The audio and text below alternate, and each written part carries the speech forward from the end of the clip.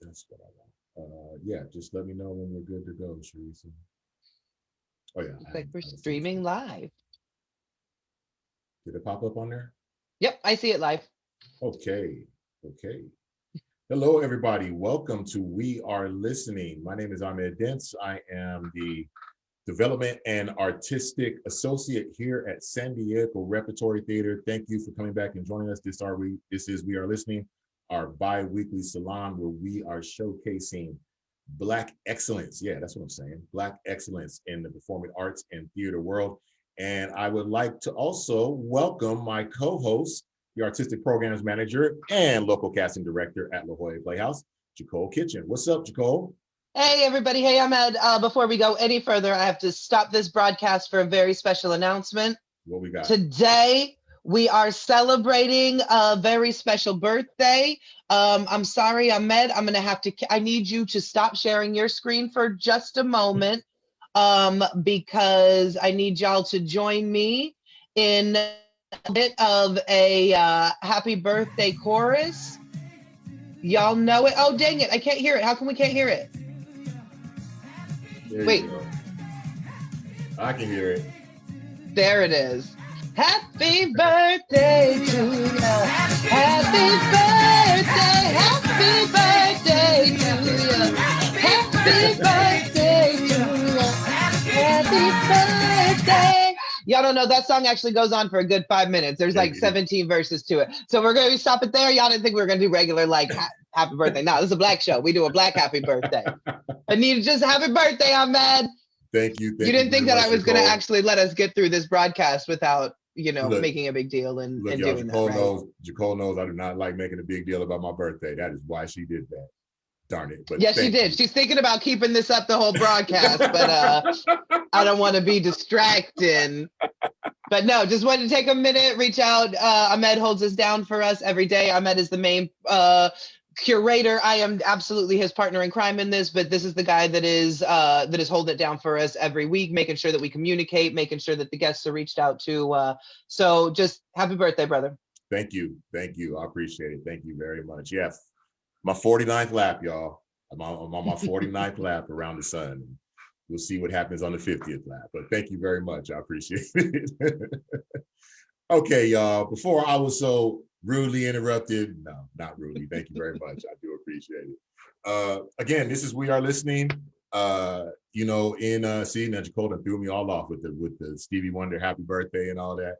That song does go on for a long time, y'all. You should see how my mom wants to sing that. It goes on for a long time. This is We Are Listening. It's our bi-weekly salon where we showcase Black excellence in the performing arts and theater world. It is in partnership with La Jolla Playhouse and the Old Globe. We always want to give a shout out to our other partner in crime who is not here. He just refuses to come on camera. It seems like unless his artistic director is going to be a guest. Mr. Freedom Bradley Valentine of the Old Globe, man. Shout out to you, man. Thank you for everything you do behind the scenes. Just want y'all to know that that is the three-headed monster that puts this thing together. And of course, as always, our MVP, you never hear her, you never see her, but we want to give a shout out to Charissa. She is the one that makes this engine go and make sure that this show gets off to a start every week. Thank you very much for Charissa for doing your thing. I want to get into a couple of announcements, and right now I'm going to throw this over to Jacole to start us off with a couple of announcements. Yeah, as always, the digital wow continues at La Jolla Playhouse. We still have a couple of programs that are running, but there's always things that you can rewatch on the lajollaplayhouse.org. Check out what we've got as far as the digital wow series.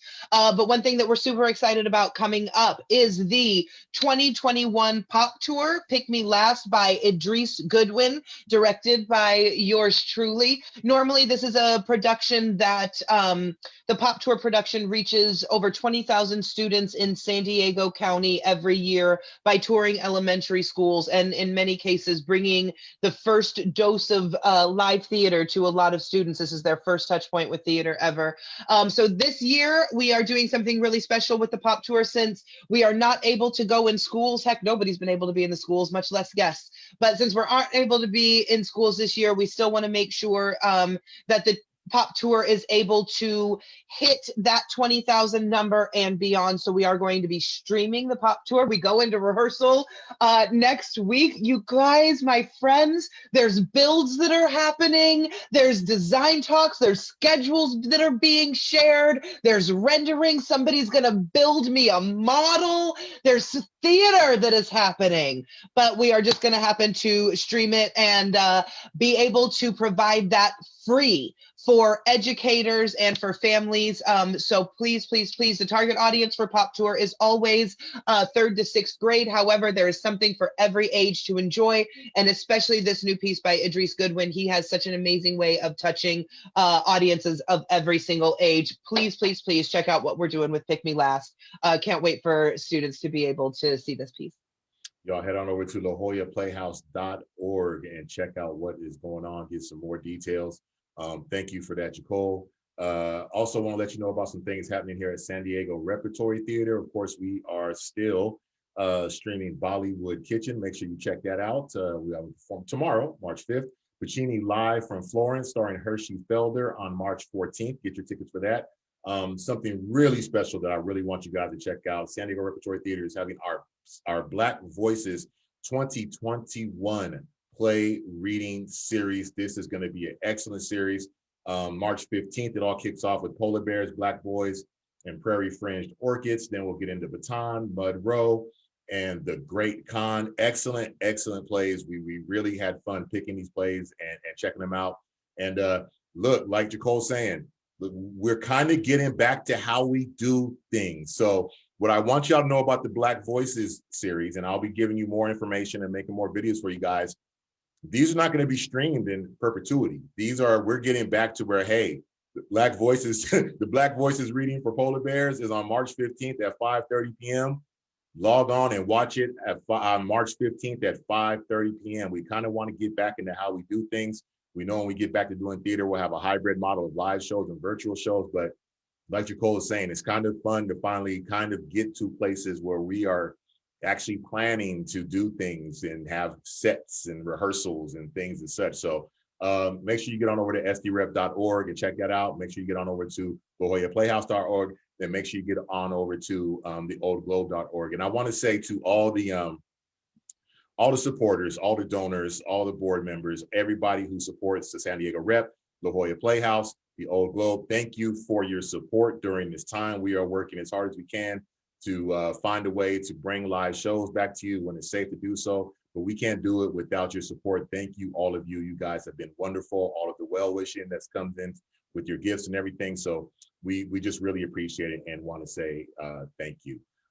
Let's go ahead and get into this week's show. We have a very, very special guest to introduce you to. For those of you who don't know, like I said, this is, we started off this thing where we just kind of wanted to hear from Black folks about what was going on in the industry, but this has turned into a showcase of Black folks in theater and performing arts, and we're continuing that tonight.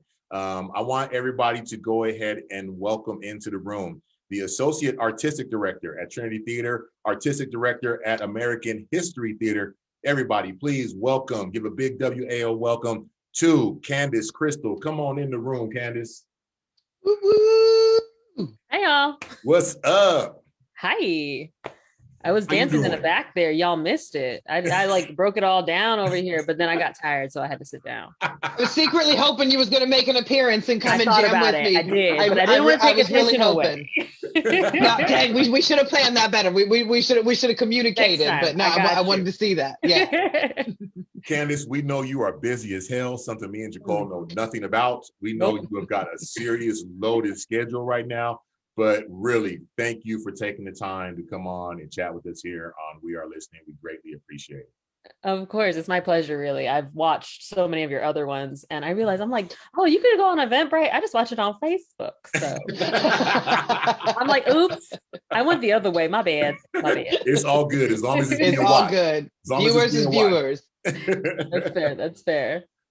You know, Kandace, before we get into talking about, you know, your career and everything that you got going on right now, because I don't know, people say this to me, they say it to Jacole, I'm gonna say it to you. I don't know when you sleep with everything you got going on right now. I don't know what that's about, but why don't you go ahead and tell everybody, like I said, introductions are one thing, but we always like our guests to tell everybody a little bit about themselves, you know, from their own perspective. So why don't you go ahead and just give us a little brief synopsis of how you got here and how you got to this point in this industry.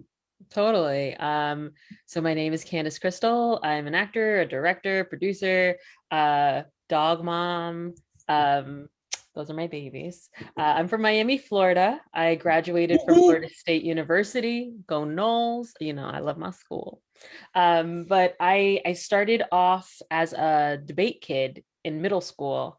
And that took me to a high school that was a magnet high school. And the only way for me to attend it was to get into one of their magnet programs for performing arts. So I got into their theater magnet, did that for a while. And then senior year, I finally decided, oh, maybe I'll do this as like a career. Why not? And then I realized I'd be broke forever. So that was cool. That was really, really cool. And my parents supported it. And I was like, great. So like, when I'm done with the industry, I'll just come crash on y'all's couch and it'll be great. But I've gotten really lucky. I would definitely say what got me to this point in my career is I've just always had family support. And I know not every artist I know can say that. So I'm really lucky and really blessed.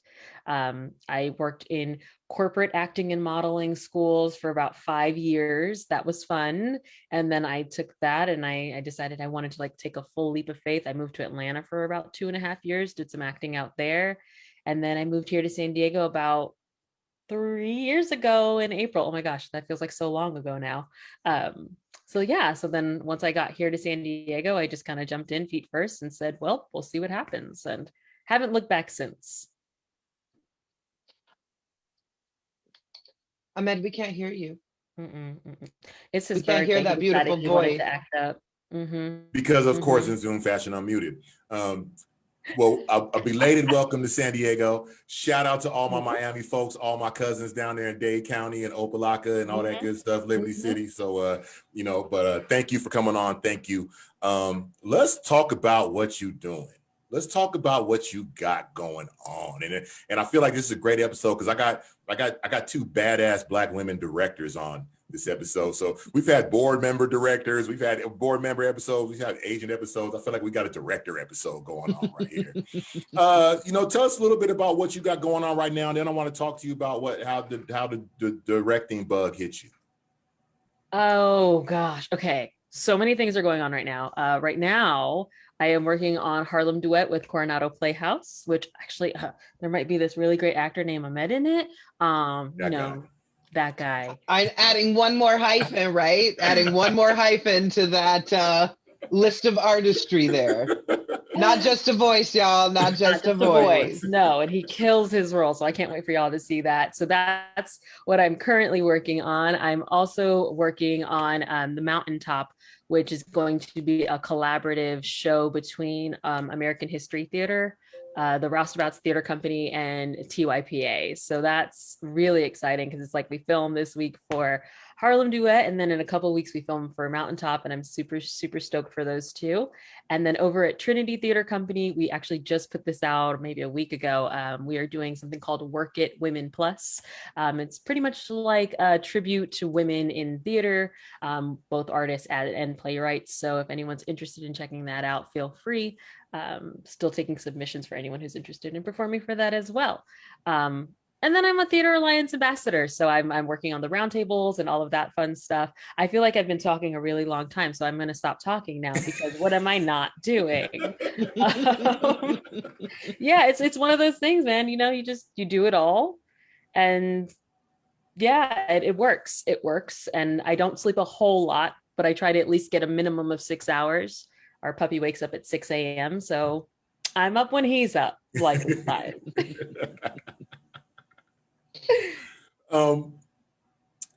Talk to me about how you got into the lane of directing. What made you want to take that route and get into that? So my first ever directing thing, if you will, was I want to say 8th grade. I was working with the teen committee at City of North Miami Beach, and I directed Maya Angelou's Phenomenal Woman for just like some performance thing. And it was like, cool, that was fun. And then I got into high school and I was working with our mime troupe. So yes, fun fact, Kandace is a mime. I think you might officially be our first mime that we've had. That's a win. I will take it. I will take it. The first of something. But yeah, so I did some pieces there, and then I got into college, and we did Bear through a student production, and I know I'm missing something that's on the top of my head, but yeah, so I did a few things here and there, and then I kind of had put it down for a while, and I like started working corporate, so I was really focused on just like the work I was doing there, and we would have like mini like videos that we would film at the very end. So like I've always done it, but I honestly started up again in like 2018 through Trinity, and the first show I directed there, like super solo, was the best Christmas pageant ever, and it was a kids production, and we had about 3 or 4 4-year-old 5-year-old kids in it, and then a couple of older kids. And I'm going to tell you, it's still to date one of my favorite shows. It was stinking precious, and they're so cute, and I cannot complain. And my nephew got to be in it with me too, so that was a really awesome bonding experience. That's what's up. That's awesome. So, I mean, Kandace, with everything you have going on, like that's a long list. And that's not just like in this moment, you know, you happen to have 5 jobs. That's kind of an ongoing theme for you. We were talking behind the scenes before the show started, and you were saying, you know what, like 6 weeks from now in April, I'm gonna take a day off. Like just that's how committed and that's how we work. So can you just kind of talk a little bit about that sense of, and I joke because it's like, well, we do it to ourselves. Everything that we say yes to, we've said yes to, especially somebody like you who these are all jobs that you've created or freelance work that you are taking on to feed your artistry. And can you just kind of talk about how we get to this point of being overcommitted? And then where do you find the balance? Finding the balance is hard. You know, my mother will be so happy to hear she was right. I do way too much. But I think it's as an artist, particularly as a Black woman artist, I feel like the opportunities are so few and far between to do something you genuinely want to do, that when you have those opportunities, you have to seize them. Additionally, too, there's going to be a time where the gigs stop coming. And as long as they keep coming, I kind of feel like I have to take them. I have to take every chance I can, because if I don't take it, I'm going to regret it one day, right? So it's a balancing act, yes. But if you want to do really good work and you want people to respect you as an artist, for me, you do the work because you're serving the work. And if the work doesn't get done now, when will it get done? Who will do it? And that's one thing I've been exploring with the shows I'm currently directing. It's just the lens that we're seeing the show from definitely changes so much of how the show is interpreted.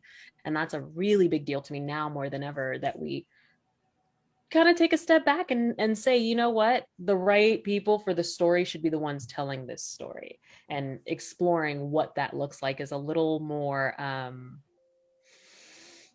tedious than I would have thought initially. And that's for sure.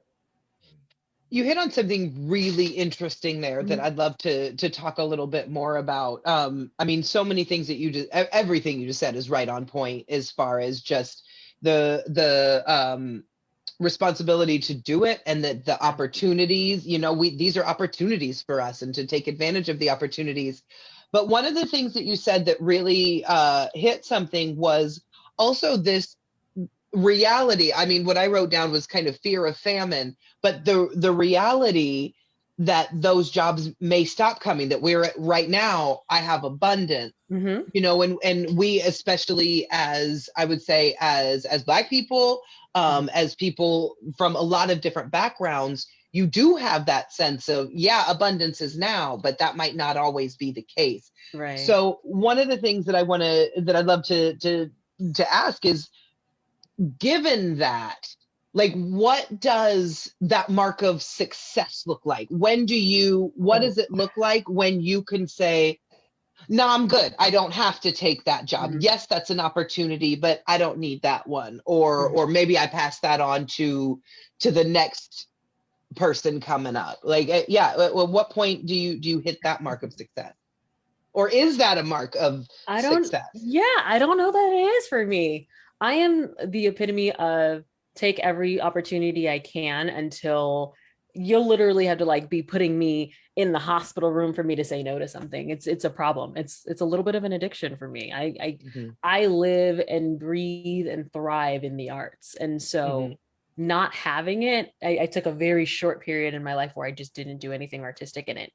It was hard. It was really hard for me on a personal level. And it was one of those things where I realized, like, once you've gotten so deeply ingrained in doing these artistic things, you'll find a way to work a real job and then, have a rehearsal that night and be content with, well, I'm tired, but I did something I loved today.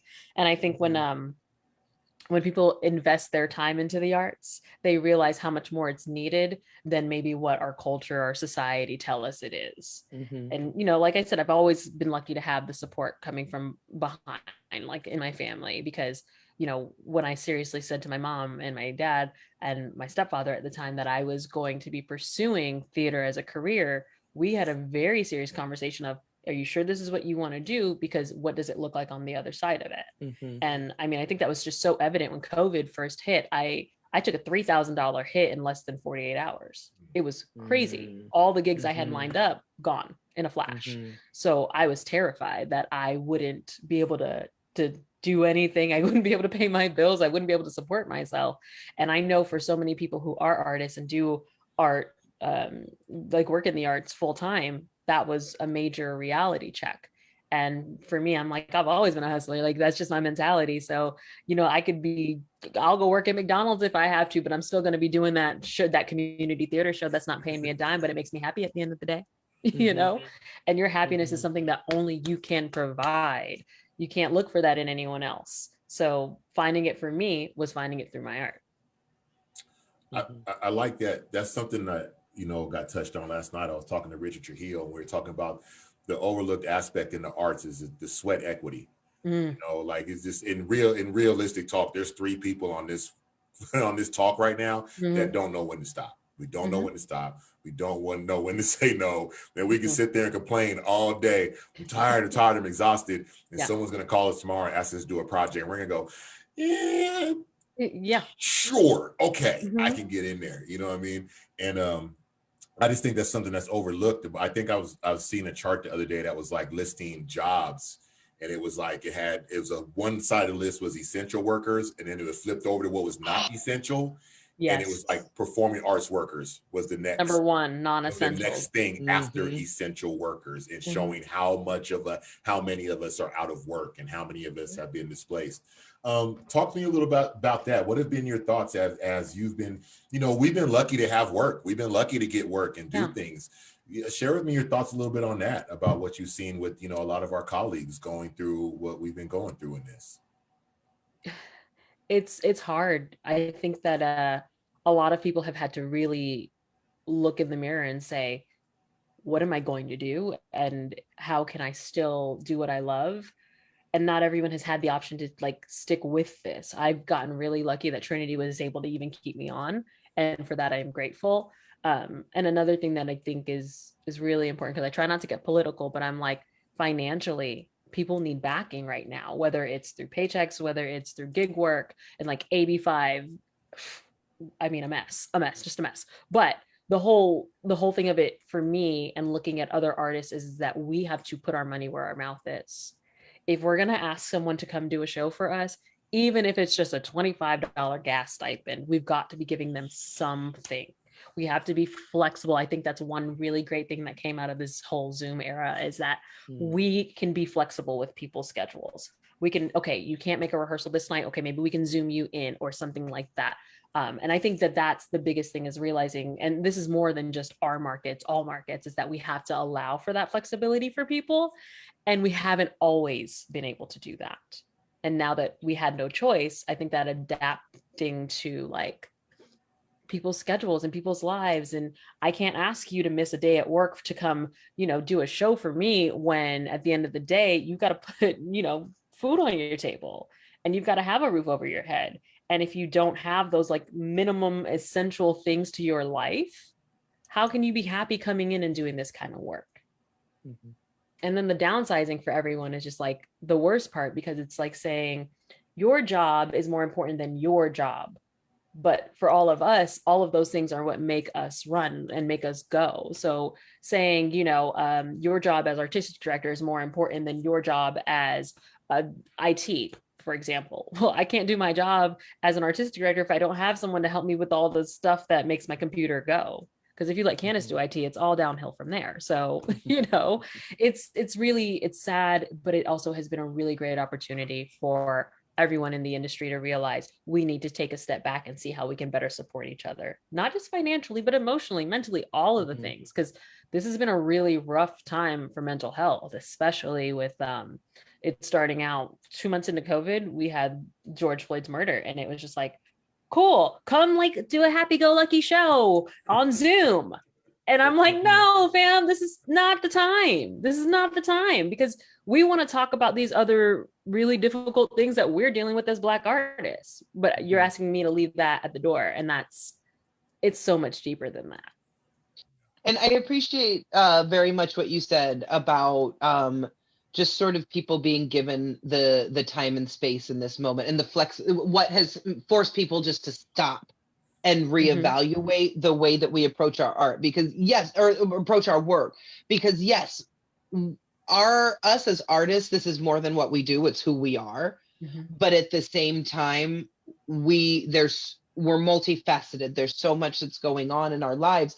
And I think especially in the arts, because we do have that let's get it done mentality, there is that, again, like the idea of 10 out of 12s, the idea of the show must go on. You get it done. You come in when you're sick, you leave the family at home, you do, all the things. Yeah. And the expectation, you respond immediately, right? We have 7 devices with us at all times. Make sure that you respond immediately. And that's the expectation. And the thing that I'm appreciating, and I love that you've pinpointed just the exhaustion that came for a lot of Black folks after the murder of George Floyd.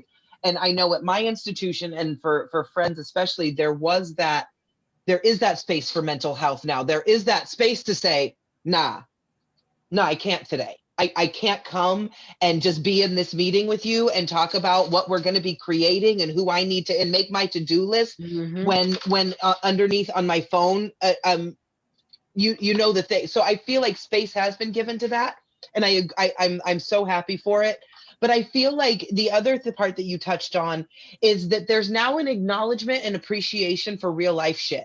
The fact that we do have families, the fact that we do have puppies, and whereas I think there was 2 years ago, let's put a little time on it, but that even saying I can't, I have to pick my kid up from work, or I have to take this time away from my job during work hours because I have family responsibilities. There might be okay, so you can't be here then. Okay, so somebody else has to do your job. Okay, whereas now we're all in this, and the kids and me I don't have children, but you see it, and they're in the next room. You can't ignore the needs, and so I love that we now see smiles on faces when you see somebody's kid pop into the Zoom room because they need something, and it's just like, what, we are human. Yes, we are artists, but we are human, and we are hustlers, but we are human. And I love that that's starting to be a little bit more acknowledged. Yeah, I agree 100%. And it's funny you said the whole thing, like with your kid popping up or whoever, it's just like, if I don't see your kid or your animal during a call, I'm a little offended. I want to know you're a human being. Like, let them come in. I know one thing my partner and I, we talk about is like, he'll sometimes have to walk behind me. I'm like, it's fine. No one cares. Like, it's okay. And I'm also kind of like, this is real life. I love my office, but it gets really cold. And when the weather changed, I was like, I'm going to work out in the kitchen because it's warmer over there and closer to the food. And everyone's going to be fine with that. No one's going to care. And, you know, I'll be really honest with y'all. I started my intimacy direction and choreography training. And one of the first lessons that they had for us, or actually it was one of the last ones on the first level, it was, you're going to have to say no this week to something. And it was the hardest thing in the world, the hardest thing. And it's like, how do you say no when you want to do it all, when you want to be there to help everyone, but you have this guilt, right, that lays on your soul when you're like, oh man, you know, so-and-so wants me to do their show, but it's not paid, but like, I really love this show, but it's just so fun. No, I just got to be okay with saying no and not feeling guilty, but also not letting someone guilt you over that no. So it's just this whole like internal argument I have with myself too, from the directorial standpoint of saying to my actors, you can say no, and really explaining to actors and like shifting that thought process of, you have to say yes to everything. Good actors say yes, but good people say no. And that's what matters to me. You can say no. Feel free to say no. If you're out there listening, say no when you need to. You ain't got to say yes every time. That's right. Drives me crazy. I want to circle back to something that you said earlier about, you know, when we're talking about directing and the people telling the stories. You know, I think what I've seen in the last year, I use these because they're perfect examples of Lovecraft Country and like One Night in Miami. You know, I haven't watched it. These stories hit different because, you know, this was us telling our stories. You know, and like, I've been working with you on Harlem Duet, and there's been so much in that. Like, just to be honest with you, and the things that we talk about and the things we're discussing and how we're developing these characters, I don't know how I don't know how these things come out with the white director, or I don't know how they come out with someone. Just the nuances, you know. I don't know how they come out. You know, I mean, so much has been hitting me. Talk to us a little bit about that. About just, you know, how important that is right now, that people recognize, like, even these people run these theaters, like, hey, you want to legitimately tell the story? Get the people to tell the story. Then get them. Don't think you got to do it. Don't trust your pseudo wokeness to tell the story. Pseudo wokeness. Find the people to tell this. To talk to us a little about just how important that is. Harlem Duet it's literally my baby. I got introduced to it when I was 15 years old in high school, and the meaning it had then compared to now is so very different. So I had this probably like an hour and a half long walking around Target. Anthony calls me and he's like, hey, have you ever considered like submitting a play proposal to Coronado? And I'm like, well, this is what I know of Coronado. And we really like touched on all of the things I knew. And it was refreshing to have someone say, here are our missteps. Here's where we want to go. Is this something you're willing to do?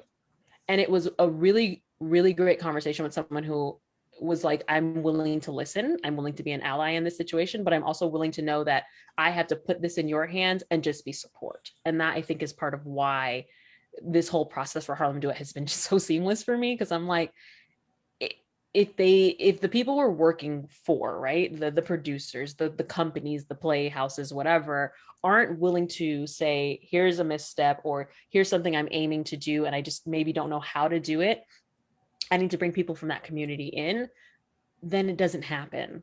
And that's one thing that was really, really important to me with a show like this, that I said, I need to know that I have full say over everything, with, of course, bringing you all in and saying, okay, is this a little too much for your audiences, or is this too blah, blah, blah, blah, blah. And that was something that I felt Anthony and I worked really well together with, was kind of talking about the things that happen in the show that I'm like, oh, this could be seen as blah. And it worked really, really well. And it was one of those things where, too, I don't think this show would work with a non-Black director, particularly a non-Black female director. If you watch the interviews with Dejanette Sears, the playwright, one thing she brings up is who is Othello to me as a Black woman. And I'm like, a word, because when you read Othello from Shakespeare's eyes, it's a completely different story. So it's really, really imperative that if you want to tell these stories, it's an amplification of the voice. It's an amplification of the community. It's not, well, I like this story, so I'm going to tell it. Sometimes the best way to tell that story is to bring someone in who has lived it, or who has been through it, or who has worked with it and worked through that. And with Harlem Duet, dude, honestly, I look at Billy's life, and looking at it now, I'm just like, girl, me at 15 didn't even understand me now. And it's one of those things where if you're going to put up the work, you got to know that, well, if it's not your story to tell, people will call you out for it. People will want to have dialogues about it, and you have to be willing to stand through that muck. Yeah. Can we Mm-hmm. can we talk about this for a second? Yes. Because you know, as a Black woman, I have lots of thoughts on Othello, and I always have, and I've always want, because again, I'm usually the only one in the audience when I'm consuming it. And so I'm having feelings, and I've always wondered if other people did. And then I had the opportunity to see American Moore in New York, which is it's, oh God, I'm forgetting the actor's name. Beautiful, beautiful Black man, but that's not what it's about. Brains too, not Got just it. beauty, but beautiful Black man. But and he's a Shakespearean actor who's been playing Othello his whole career, and it's really, let me break down playing Othello from a Black man's perspective. And so it was so interesting. Can you talk about, I would love to hear your perspective on, like, why might Othello seem problematic? Or I'm not projecting and saying that you feel that it's problematic from a Black women's perspective as well. I don't want to project my feelings onto you, but why might that be seen as problematic? Or can you talk about the Othello from a Black woman's perspective? My feelings on Othello from forever ago is like, oh, it's great, yeah, Othello, only Black guy in this show. But yet when I did Othello, like 8-ish years ago or so, I played Bianca, and I realized in that show, Othello doesn't have to be the only Black person in the show. You can very easily make it different, right? You can. My problem with Othello is this: yes, he's a Black man, but then he becomes villainized. And here we talk about like Othello syndrome, which is that whole morbid jealousy crapola. And I'm just like, but like Black men aren't the only ones who go through that. And if you think about it, who planted the seeds in the Black man's head? So I also, Shakespeare and I have a love-hate relationship every other day. It's like one minute I love him, and then the next I'm like, oh, but I could slap you, because it is very much a situation where it's also a play of its time. And that bothers the mess out of me, because you could take Othello now and you can make Othello any race, any whatever. He just has to really and truly be different than everybody else in the cast. And again, how that can be portrayed. When I did Othello and I played Bianca, I'm just like, oh, that's interesting. Technically, Othello is Black and I am Black, but there was another character in the show who was Black. So it's like, it really isn't the worst thing ever. It isn't like a huge deal. Like, you can do color conscious casting and understand how it changes things in the context of your show. So I don't know. Me and Othello, I also realized there's no Black woman technically in Othello, Shakespeare's version. So having this whole, what does Othello mean to me as a modern Black woman? And for anyone out there who doesn't know, Harlem Duet is about Othello married to his Black wife before he marries Desdemona, but it's based in 1997 Harlem. Yeah. I will be tuning in. It gets real. Yes, thank you for putting the info in the chat. Please I will be watching this. Yeah, I have so many thoughts. Candace, I feel like you and I just need to have drinks sometime. Yes, once this COVID thing is over, because we only have so much time on this, I feel like, we just need to Zoom happy hour, girl. Me and you, I got you. Let's make that happen. Ahmed, I see you got some stuff you want to say, so I'm gonna step back because I can keep going. well, no, it goes along to what you're saying, because as we've been going through the process, Candace asked me one day, well, what character don't you like in this play? And I said, well, Othello is the character I like the least. pretty sure I said, who do you think is the villain? But okay. Oh, okay, that's what it was. That's what it was. Mm-hmm. And I said, I like him the out of all the people in the play, I like him the least.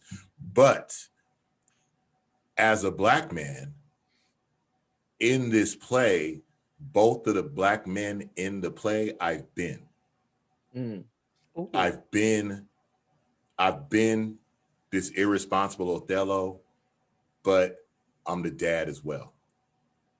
And so I view this play from both angles of both these characters. And it's hard. It's been gut-wrenching for me. It's been reality check. It's been therapy. You know what I mean? But again, it's what we're talking about is because we are in this room with these Black characters in Harlem, and we're all in this room having these discussions, knowing this history, knowing these, idiosyncrasies, knowing these characters, knowing the history of what they're going through, knowing what the pains are, you know what I mean, from different angles, you know what I mean? And it just goes back to what you're saying about how I'm not a Shakespeare fan, never have. I just sorry, theater people, just don't dig the guy. Sorry. Honesty. But yes, this goes along to what you're saying in this greater context of how, these classics or these characters, when looked through different eyes and different interpretations, open up so much, that needs to happen with the whole canon of everything that we deal with. Yeah, absolutely. And I'll be really, really honest, y'all. Like this show, I love what you said. It's been therapy. Yeah, this has been very therapeutic. It's like the shedding of my younger version's view of not just this show, but theater as a whole, to who I have in adulthood and womanhood like grown into, and the kind of art I know I want to make and the kind of stories I want to tell. And theater as a whole, I think, has done that, because anytime I've had grief in my life, I've always jumped into theater. My dad passed away 3 days before or 4 days before I was supposed to jump into a rehearsal process. And it was a Blind Spot Collective. And I will never forget, they were like, do you need to drop the show? Like, if you need to, we understand. And I was like, no, I'm coming back. I'm just going to come back a little late if you guys are good with that. And it was honestly the most therapeutic moment for me, because it helped me get past everything I had just been through. And then, even this week, like my grandmother passed away, and it was just like, holy crap, like really, it's tech week. We can't have deaths happening, but it's just also one of those things where I'm like, you've been dealing with people, these same group of people for 6 weeks, dealing with these really difficult conversations. And this is the soft place to land for me. I need to be with my theater folk. And that's the most like gratifying part of it all. When all these things happen, when tragedy happens, when life happens, theater is what we all seem to come back to. I mean, film too sometimes, but theater mostly. And it's so true that it is therapy, and so much of what our job is, especially as directors, is to get people to dissect the situation and really get to the depth of what's really going on. And so, and why are we saying the things that we're saying versus just, saying the words, what's behind it, what is he coming in with? Let's get an entire backstory of this person. So that's our job. That's literally what we are trained to do. So of course that same kind of empathy is going to be put into the humans that we are interacting with in that regard. And it's funny when it happens, because I do private acting coaching, and a lot of the coaching that I do is professional development and helping people to just kind of move along in their careers. And there was a moment I was working with one of my students, and I was giving some sort of like philosophized career advice. And I mean, because what I'm hearing you say is da da da da da. Why would you do that? Why would you do that to yourself? And as I was saying it, this giant light bulb went off, and I went, oh, I do that to myself. That's good advice for me. I'm gonna go ahead and take that and run with it, because really what it is, it's dissecting, it's talking. Yeah. It's talking through what's going on. It's getting present with the situation. And so, my dad used to tease me a lot, because I'm very emotional, and he would tease me and say, oh, she's a thespian. She's crying because she's a thespian. And I went, no, finally, I almost 40 when I had this realization. And I went, no, I'm a thespian because I cry. I don't cry because I'm a thespian. I'm not over dramatic because I'm a thespian. I'm a thespian because I feel. And so I found an artistry that supports who I am as a person. And so it's just, I don't know. I feel like a lot of it, because we do have that hustle. We do have, again, all those things we were talking about. But the reason we do that is because of the human connection, is because of the therapy that it is for us and for everybody around us. Oh yeah, absolutely. Girl, let me tell you, theater has gotten me through some things that, I do love my therapist, shout out to her, but like theater's gotten me through some things that I could never, ever have gone through otherwise. And it's a lot. It's a lot sometimes when you're processing it all, especially when you're working on multiple shows that both have really heavy things and like the intersectionality between them. And I just want to say too, I have probably worked with the dramaturg once, maybe twice before in my professional career, but Kimberly King is our dramaturg on both of the shows I'm on right now. And I just want to give her a huge shout out, because shout out to Kimberly. If you can afford a dramaturg, get a dramaturg, because we were having debates behind the scenes about things. And I'm like, are you sure? I read it as this. Well, I read it as this. So let's talk about these things. And it was just like, honestly, one of the best things about both of my rehearsal processes right now, and having her in the room to explain certain things to actors that maybe I'm not getting across well, or maybe I'm not fully understanding, and it's almost like having history in the room. But it really is. It really does change the game. And especially with a show like this, where we have a historical piece, but then there's like music pieces that are called for within the show, and how they all kind of tie together for the actors. And I have one actor who he loves everything music and just dances during rehearsals. And I'm like, you good? All right. And that, I think for him though, it helps him connect so much more. And, there was one day I let him just work with Kimberly on a monologue, because it was the more Shakespearean monologue than anything. And it was just so good after they got to talk about the history behind that. And again, we talked about the lens, and it all comes kind of back to the same thing. Like, when you're telling it through one person's eyes, it's seen one way. But when you tell it through someone else's eyes, someone who's lived through that, someone who's been through this, someone who's felt that othering, in the case of Othello, it changed everything for me, especially about Othello as a show as a whole too. So just my 2 cents. But I'm nobody, so it's okay. Candace, would you mind talking briefly about what a dramaturg does for those who aren't sure, yes. and again, why it's so important and such a blessing when you have a dramaturg? Yes. So sorry. So a dramaturg essentially is your historian, I'll say that, on set. Like, they do all of the researching, they deep dive into it. So if, for example, for Othello, the play by Shakespeare, there was a lot in the show that's referenced from that. But then there were other references to like things in Harlem, places in Harlem, people in history. And every rehearsal Kimberly was at, I mean, the PowerPoints, the girl does great PowerPoints. Thank you, Jesus. But all the PowerPoints just breaking down, like there's a statue in it and there's a specific meaning behind the statue. I'm really bad at spoilers, so I'm trying not to give anything away. But there's a specific statue that's mentioned, and she gave us like a whole thing about why these statues were important. And I'm just like who else would do that but a dramaturg? Like they look at the things in the script that I feel like anyone else would overlook as unimportant and give it the weight that it deserves. I'll go with that answer.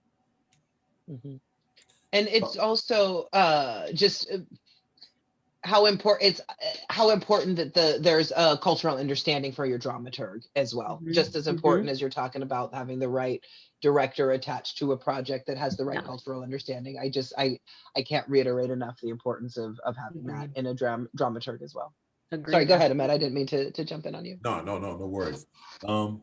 I wanted to segue a little bit into Mountaintop and what that's like for you working, anytime you're working with these, these giant Black mythological figures of, King or Malcolm X. And the only reason I say that is because when we did a production of the Mountaintop here and Katori Hall talked about it, just the term that she used, it stayed with me about the Jesufication of Martin Luther King, and it's always been my thing is, going back to Miami, going back to Alabama, and always remember there was 3 pictures that was on the wall in Black folks' house, an old Black folks' house. And that was Jesus, John F. Kennedy, and Martin Luther King. That was like the holy trinity of who went up on the wall. You know what I mean? And now you add Barack Obama to that. That's the fourth. That's true. That's very true. So now That's right. it's not a trinity anymore. Obama might now. I would venture to say that Obama replaced Kennedy. I mean, I have not been in those homes of which you speak. For the older Black folks, he went up there with him. Yeah. And then it became a quad. It was fine. It was fine. Right. You know, I will say that there are mentionings in Harlem Duet of Dr. King as well as of Malcolm X and all of that. So it's been nice to have two things that kind of parallel each other. The mountaintop for me is a love-hate for the simple fact that I very much see myself more Malcolm X than I do MLK. Like, I don't know if it's because I'm from Miami and I'm like, we ready, let's go. But, you know, Dr. King was human. And that's a large part of the problem is like nowadays, especially people are like, oh yeah, this is all he cared about. And all he cared about is civil rights. But I'm like, have y'all read his file? His file is intense, right? And when you realize all of these things that weren't this shiny image of him, I liked him way more than I did before that. Because I'm like, you know what? He was a human being and that's okay. People are allowed to have missteps. It's what you do after making said missteps. And ultimately, you know, I'm always going to respect him as a Black woman because if he didn't do all the things he did back then, I wouldn't be anywhere near where I am today. And that to me is even more important than who he was behind the scenes. But I do agree with you. There was that Jesusification of him and having him and then the young lady Kame in the show, it was just like, we can have these conversations with our leaders and we can be on that same level. It doesn't have to be, well, I see you as this and you're above me. And there's just like huge superiority complex. And that's one thing, like with the roundtables I was aiming to do is like, put everybody in the room at the same table. We all gonna eat and we all gonna talk through it. And that's a weird parallel to make, but it for me, that's so gratifying because it's just like, we can't always hold these people in this high esteem, but we don't know who they are. Like, we should be able to talk. We should be able to have these deeper conversations, no matter if you're the president of the United States or a janitor. Like, y'all equal in my book. I'm gonna treat y'all just the same. If I meet you here, if I meet you there, like, let's all come together and have these conversations, whether they're difficult. So what? We got to talk about it. I feel just so much respect to everything you just said. And I feel the same, like it just takes me to the way that I will say certain people like to use Martin Luther King quotes just to throw it out, you know, and I feel the same way about white people using Martin Luther King quotes as I do about white people using Black memes. You do not get to use it unless you know exactly the context from which it came and you have a connection to that material. Anytime somebody puts a quote, I was like, oh, when did he say that? Really? Under what context? Oh yeah, you sure? Whew. Yeah, but again, but that Jesusizing, you know, of well, this is the great. Yeah, I'll stop and pull back because again, all respect to everything that was done, but it's the way his words, his likeness, his the view of his life, the tiny purview of his life that we want to use for our benefit in modern day society. Right. Yeah. And I love Black Twitter and I'm always on. And his daughter made a comment about that on one of her tweets. I think it was actually on his birthday where she was like, y'all want to sit here and use my dad's stuff. And I'm totally paraphrasing. But she was like, yeah, you want to sit here, you want to use my dad's stuff, but y'all don't want to live by what he's actually saying. I mean, but these are the same people who are going to quote the Bible, but not, you know, just so y'all know, like premarital sex is in there and it's not supposed to be a thing, but quote it at me. Go ahead. You know, if you look at a woman, you're supposed to pluck your eyes out or whatever it says, right? You worry about how we dressing, but you ain't worried about what y'all doing. Okay, I'm off my high horse. I'm off my high horse. No, convenience quotes. Convenience. Yeah, I can't do it. So with you. I can't do it. Like, just how it is so frustrating sometimes as an artist because you're just like, dude, like, I am pulled in too many different directions to be sitting here having to argue with you about history and all of the quotes that you're trying to throw at me from the Bible. I'm like, but what are you doing? Like, lead by action. Let's not talk about it. Let's be about it. That's always been my motto. That's right. let's talk a bit about, we're talking about Theater Alliance, and we've all been in, or since last year, we've all been in all these workshops and affinity spaces and this, that, and we all are zoomed out, and it's like we all just talk to each other like we're on the Hollywood squares. We just all in little boxes all day. You good? You good?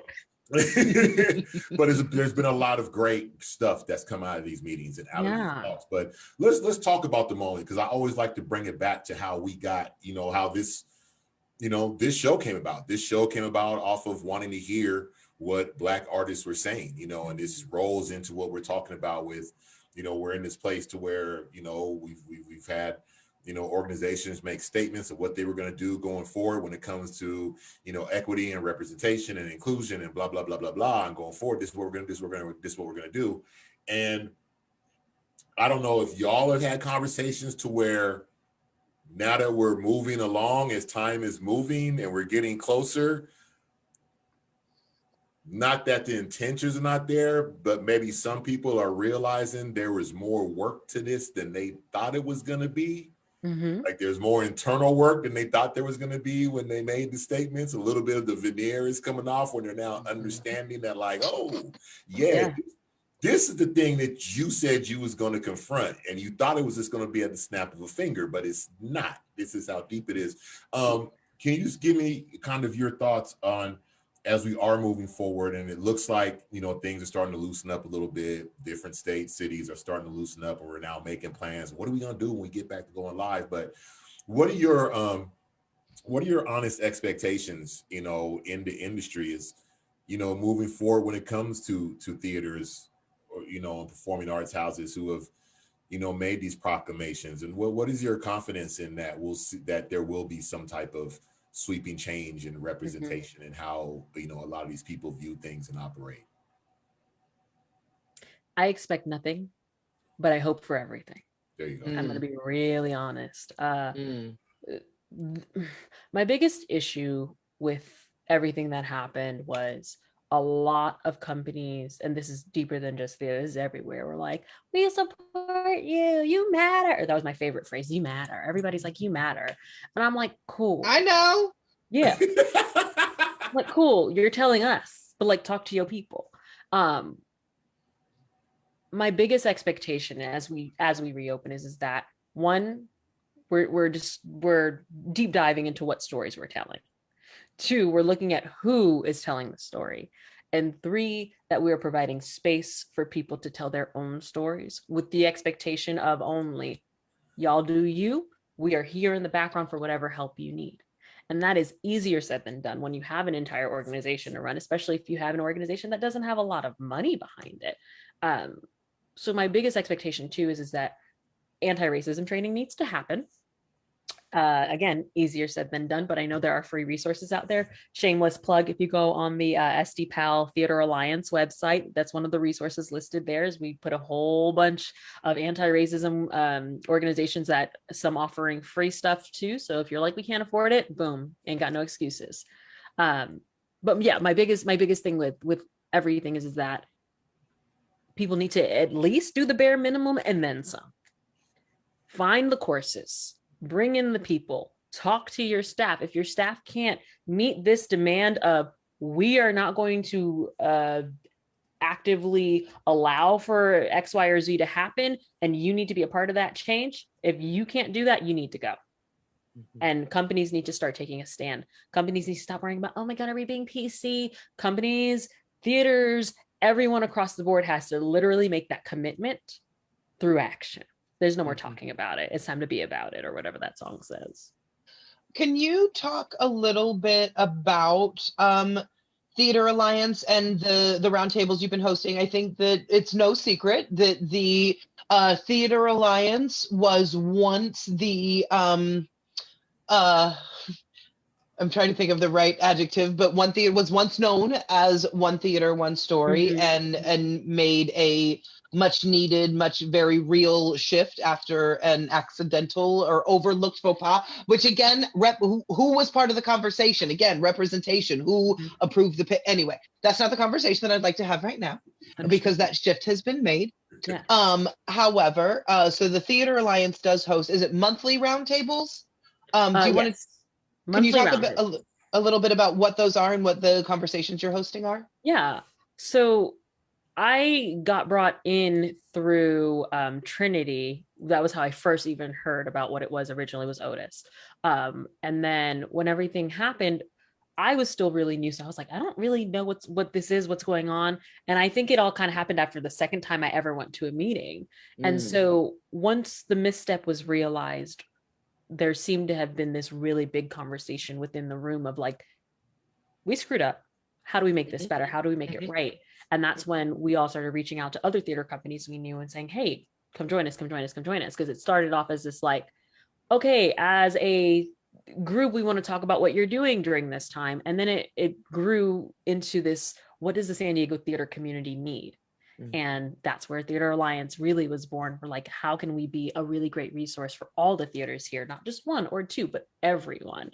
And so I actually started the roundtables based on a conversation I had with Jen Thorne, which was right after Blackout Tuesday, I want to say it was what it was called. It was like the week after George Floyd died, and all the companies everywhere were like, we're going to put a black square and support and solidarity. And our meeting got canceled. And I was kind of ticked because I was like, hey, like this was a good chance for us to talk about it all. Like, let's talk about it. Let's be about it. Let's not just like, let's cancel in solidarity. Like, so basically she and I talked it all out, and she was super supportive. And I ended up saying, you know, not only it's personal for me. I'm gonna be real. Like, my father was killed by police. So it was one of those things where this hit home. So when George Floyd died, it added a lot of pressure for me on a personal level. So then when the meeting got canceled, I was like, what does that say about our commitment to the Black community, specifically in this moment? And that was around the time everything was shifting into Theater Alliance. So it was just like, okay, I need to have an open and honest conversation. And Jen Thorne was my sounding board for that. And I'm forever grateful, because I was like, as a community, we need to come together. We need to have these very real conversations about what is happening past just the theater community, but the things that affect what we bring into the room. And so she encouraged me to start it, and was a really great support system at the very beginning of how I wanted to do it, and helped me find some people to talk to about everything. And then when the ambassador group came along, we kind of took it over from there, and then created a few different categories we knew we wanted to have. And that's where the diversity and inclusion one was born from, where every other month we focus on a different community. So our first month was the Black community. Our second month was the Latinx community. And then our next one is women in theater. And then in between those, we have other really important issues that happen, or that we deal with in the theater community. So one was like sexual conduct. The other, we did a check-in one. And then we have coming up, we have diversity and inclusion for Asian and Pacific Islanders. And then we have one coming up in April, which is going to be partnered with the San Diego Theater Educators Association, if I'm not mistaken, where we talk about basically youth theater. So I am super proud of the work we're doing there, because my biggest concern was everybody's like, well, I can't talk to Jacole at LJP because, you know, she doesn't really know me and she won't care what I have to say. Just using you as an example. Sure. But like, Jacole's a human being. She's really nice. You know, we're going to have drinks. It's going to be great. And that's the best part to me about what happened with the roundtables, because it was like, these are human beings. Like, they are not these supreme beings that are untouchable. We can have open dialogues. We're adults most of the days, you know, some days we act like children, and that's all right. But most of the days, you know, we're coming into the room with real stuff.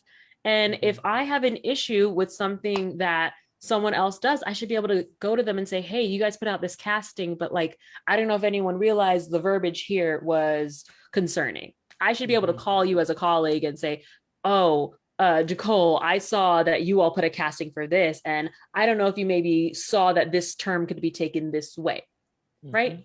Or you should be able to call me and say, hey, Kandace, I'm thinking about putting out a show, and this is the subject matter. What are your thoughts? Can I get an honest opinion?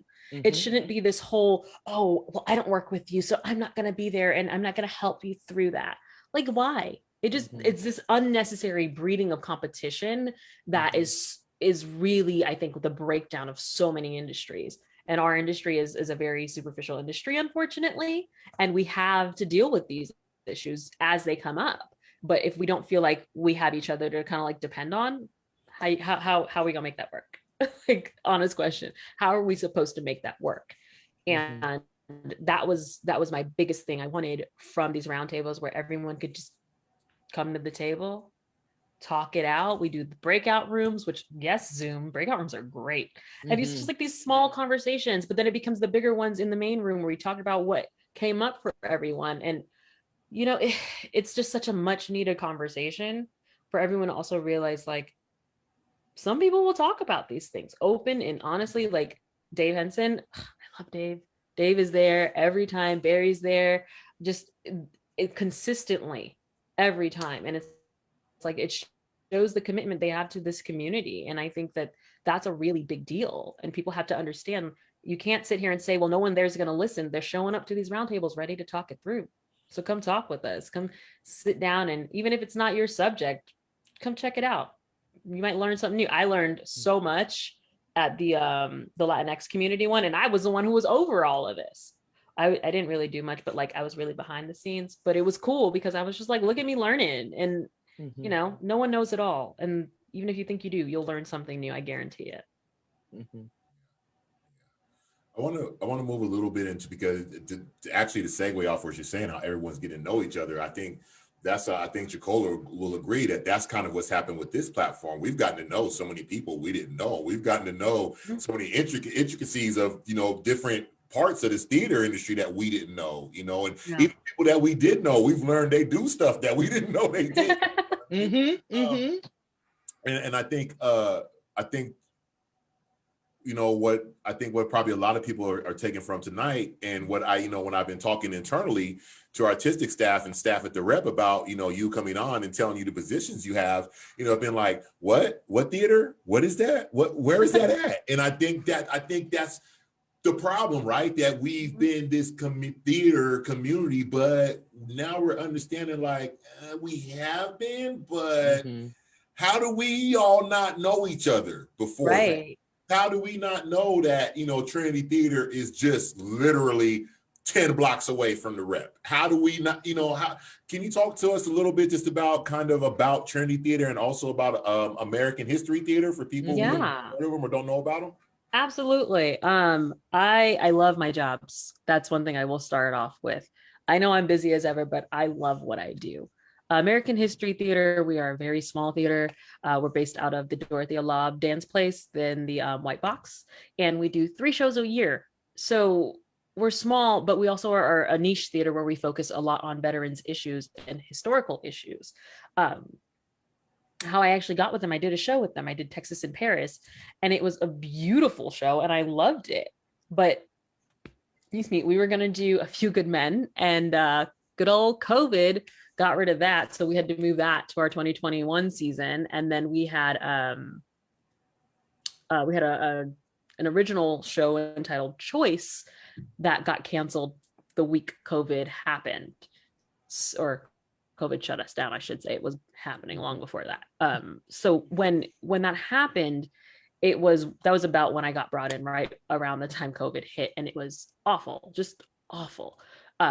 But it was a really great chance to kind of connect and see what we could do to still serve the community. And we partnered with Breaking Down Barriers. They focus on mental health and marginalized communities. So we did a series called Continuing the Conversation to talk more about these historical events that happen to the marginalized communities.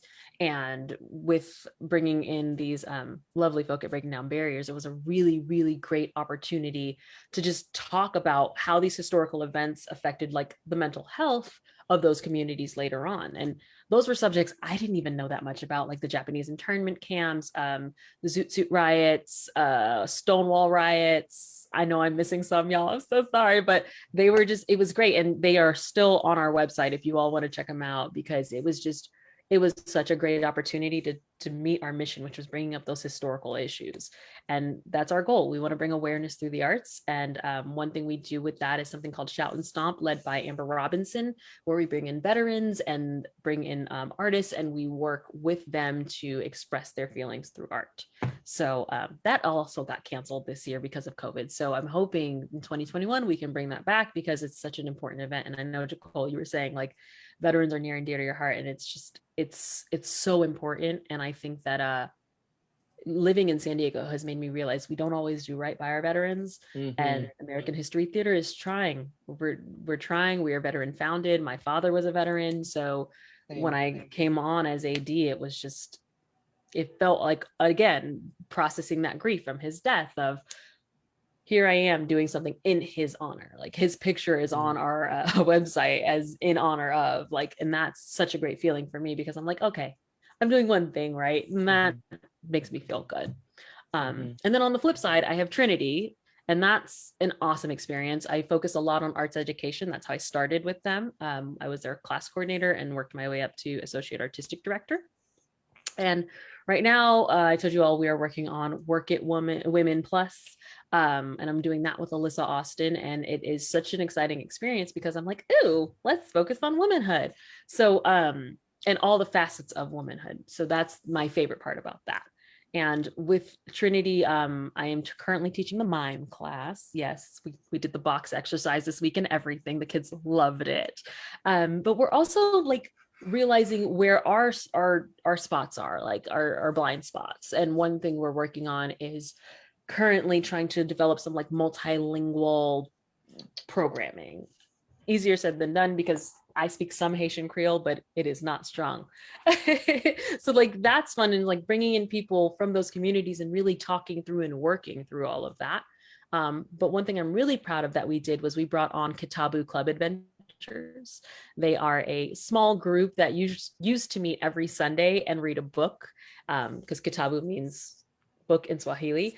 And every week they would get together. It was like a core group of kids. And so we brought them on to our Storytime Sunday presentation. So Miss Kanath, she reads a book with them.